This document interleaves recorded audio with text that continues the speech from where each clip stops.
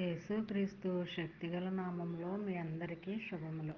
ప్రియమైన దేవుని బిడ్డలారా, మరి ఎలా ఉన్నారో? గతించిన దినమంతా కూడా ఆయన రెక్కల నీడలో మనందరినీ కాపాడి మరొక నూతనమైన దినంలో మనల్ని ప్రవేశపెట్టిన విధానాన్ని బట్టి మరొకసారి ఆయనకి వందనాలు చెల్లించుకుంటున్నామండి. మరి ఈ దినము దేవుడు మనకిస్తున్న వాగ్దానము 1 సమూయేలు గ్రంథము 25వ అధ్యాయము 28వ వచనం. నీకు ఆయన శాశ్వతమైన సంతతినిచ్చెను, నీవు బ్రతుకు దినములన్నింటినూ నీకు అపాయం కలగకుండును. ప్రియమైన దేవుని బిడ్డలారా, మరి దేవుడు ఈ వాగ్దానంలో ఆదరణకరమైన మాటలు ఏంటంటే, ఉదయాన్నే మరి మొదటి జామునే దేవుడు మాట్లాడుతున్నాడు మన ఈ వాగ్దానంతో. మరి శాశ్వతమైన నిత్యము ఎప్పుడు ఉండే సంతతిని నీకు ఇస్తానని అంటున్నాడండి.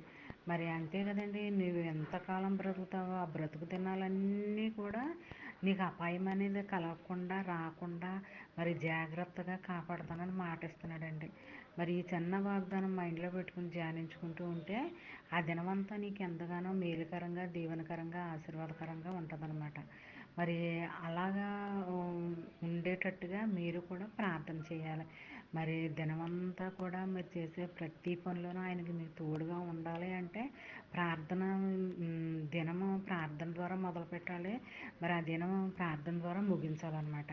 మరి నీ కొరకు, నీ బిడ్డల కొరకు, నీ కుటుంబ సభ్యుల కొరకు, క్షేమం కొరకు ఎప్పుడు కూడా ప్రార్థన చేసుకుంటూనే ఉండాలి. అలా ఉన్నట్లయితే నువ్వు చేసే ప్రతి పనిలోనూ దీవెన, ఆశీర్వాదాలు కలుగుతాయి అన్నమాట అండి. మరి బిడ్డలకి ఆరోగ్యం ఇస్తాడు, మరి ఎదుగుదలను ఇస్తాడు, తర్వాత అంచెలంచెలుగా ఆశీర్వాదాలు అలా కుమ్మరిస్తూనే ఉంటాడు.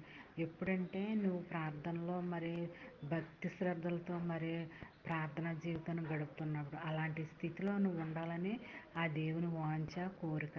మరి చిన్న వాగ్దానం నీ ఫ్రెండ్ సర్కిల్లో పంపించండి. అలా పంపడం వల్ల మరి చదివిన వారు దీవించబడతారు, మీరు ఆశీర్వదింపబడతారు. మరి ఈ చిన్న వాగ్దానం మైండ్లో పెట్టుకుని ప్రతి క్షణము ధ్యానించుకుంటూ ఉంటే మరి నీకు ఎంతగానో ఆశీర్వాదకరంగా ఉంటుంది. అది నువ్వు ఏ పని చేస్తున్నప్పటికైనా, అది ఉద్యోగమైనా, వ్యాపారమైనా, అది ఏదైనా సరే అందులో నీకు మేలుకరంగానే ఉంచుతాడు. కానీ శాపకరమైనది ఏది కూడా నీ వద్దకు రానివ్వడు అనమాట అండి.